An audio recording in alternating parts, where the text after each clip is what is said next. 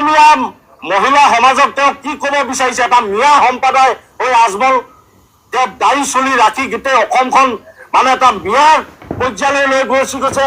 আৰু সেই মিয়াটোৱে কিন্তু আমাৰ অসমীয়া মহিলাসকলক অপমান কৰিবলৈ তেওঁ উঠি পৰি লাগিছে। য'ত আমাৰ অসমীয়া মহিলাসকলক কৈছে যদি তেওঁ যদি ডেকা হোৱাহেঁতেন তেনেহ'লে কি কৰিলেহেঁতেন, তেওঁ কি ভাবিছে অসমখন, তেওঁ অসমীয়া সমাজখনক কি বুলি ভাবিছে। আমি সেইকাৰণে অসমীয়া যুৱ মঞ্চ সকীয়াই দিছো, যদি তেওঁ ক্ষমা নোখোজে কিন্তু আমি তেওঁক বাধ্য কৰাই ক্ষমা খুজিম, ধৰি লৈ চোচৰাই ৰাস্তাত বগৰাই তেওঁক ক্ষমা খুজাম। অসমীয়া যুৱ মঞ্চই কেতিয়াও মহিলাক অপমান কৰাটো সহ্য নকৰে।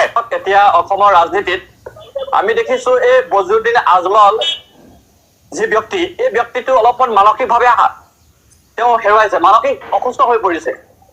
আৰু এটা কথা আমি খুব আচৰিত পাইছো যে এইগৰাকী ব্যক্তিয়ে বাৰম্বাৰ অসমীয়া জাতীয় জীৱনৰ বা অসমীয়া সমাজৰ নাৰী সমাজৰ বাৰম্বাৰ কিয় অপমানিত কৰি আহি আছে। আৰু শেহতীয়াকে আমি দেখিছো, মই নিজে বি বৰুৱা মহাবিদ্যালয় অধ্যয়ন কৰি ছাত্ৰ আছিলো, মই নিজে প্ৰাক্তন BBN। আমাৰ বি বৰুৱা মহাবিদ্যালয়ৰ শিক্ষয়িত্ৰী ডক্টৰ গীতাশ্ৰী বাইদেউক যি ধৰণে অপমানমূলক কথাবোৰ কৈছে, ইটিকিং কৰি যি কথাবোৰ কৈছে, এই কথাটো কেতিয়াও ভদ্ৰ সমাজে গ্ৰহণ নকৰে। বজৰুদ্দিন আজমল তেওঁ কয় যে মই ৰাজনীতি কৰাৰ পূৰ্বতে মই কিবা ধৰ্মগুৰু আছিলো বুলি কয়, তেওঁ মৌলানা বুলি কয়। গতিকে এগৰাকী মৌলানা, এগৰাকী ধৰ্মগুৰু বুলি নিজকে প্ৰচাৰ কৰি থাকে এগৰাকী ব্যক্তি, এই লম্পটগৰাকী ব্যক্তিৰ মুখত এনেধৰণৰ শব্দ শুবা নাপায়।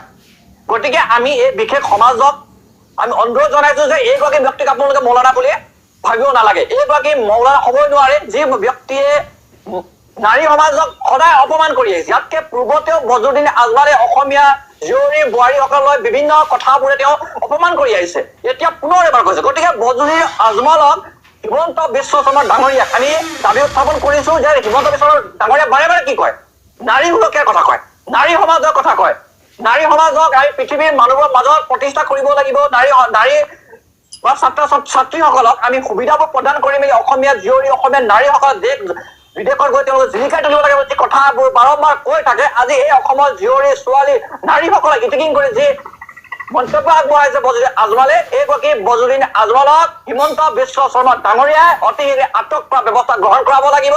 আৰু এটা কথা আমি ক'বলৈ বিচাৰিছো যে হিমন্ত বিশ্ব শৰ্মা ডাঙৰীয়া আপুনি কঠোৰ নিৰ্দেশ দিব লাগিব।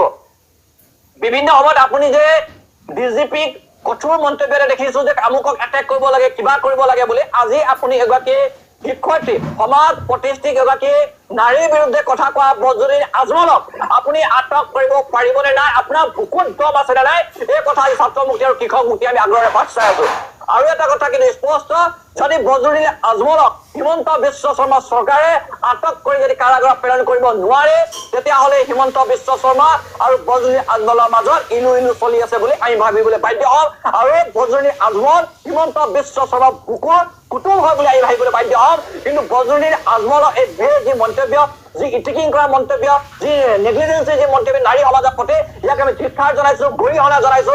আৰু বজৰুদ্দিন আজমলক সমাজ প্ৰতিষ্ঠিত প্ৰতিগৰাকী ব্যক্তি, প্ৰতিগৰাকী সমাজ, প্ৰতিগৰাকী জাতি ধৰ্ম বৰ্ণৰ মানুহে বৰ্জন ঘোষণা কৰিবৰ কাৰণে আমি যোৱাকালি আমি সংবাদ মাধ্যমৰ যোগেদি আমি গম পালো বা শুনিছো, আজমল ডাঙৰীয়া যি মহিলাক লৈ যি তুচ্ছ তাচ্ছল্যবিলাক শব্দ কৈছে, য'ত আমাৰ অখিল গগৈ ডাঙৰীয়া পত্নীক তেওঁ বুঢ়ী বুলি হাঁহিছে আৰু লগতে কৈছে আজমল যদি ডেকা হোৱাহেঁতেন তেওঁ কি কথা বুজাব আহিছে আমাক, অসমীয়া মহিলা সমাজক তেওঁ কি ক'ব বিচাৰিছে। এটা মিয়া সম্প্ৰদায় হৈ আজমল তেওঁ দাড়ি চুলি ৰাখি গোটেই অসমখন মানে এটা মিয়াৰ পৰ্যায়লৈ লৈ গৈছে। আৰু সেই মিয়াটোৱে কিন্তু আমাৰ অসমীয়া মহিলাসকলক অপমান কৰিবলৈ তেওঁ উঠি পৰি লাগিছে। য'ত আমাৰ অসমীয়া মহিলাসকলক কৈছে যদি তেওঁ যদি ডেকা হোৱাহেঁতেন তেনেহ'লে কি কৰিলেহেঁতেন, তেওঁ কি ভাবিছে অসমখন, তেওঁ অসমীয়া সমাজখনক কি বুলি ভাবিছে। আমি সেইকাৰণে অসমীয়া যুৱ মঞ্চ সকীয়াই দিছো, যদি তেওঁ ক্ষমা নোখোজে কিন্তু আমি তেওঁক বাধ্য কৰাই ক্ষমা খুজিম, ধৰি লৈ চোচৰাই ৰাস্তাত বগৰাই তেওঁক ক্ষমা খুজাম। অসমীয়া যুৱ মঞ্চই কেতিয়াও মহিলাক অপমান কৰাটো সহ্য নকৰে, অসমীয়া মহিলাক অপমান কৰা সহ্য কেতিয়াও আমি নকৰো। অনাগত দিনত আমি যদি আজমলক ক্ষমা নোখোজে তেওঁক আমি দাড়িত ধৰি চুলিত ধৰি চোচৰাই হ'লেও আমি ক্ষমা খুজাম। আমাৰ অসমীয়া যুৱ মঞ্চই এইটো আমি স্থিতি স্পষ্ট কৰি দিছো আজি সংবাদ মাধ্যম।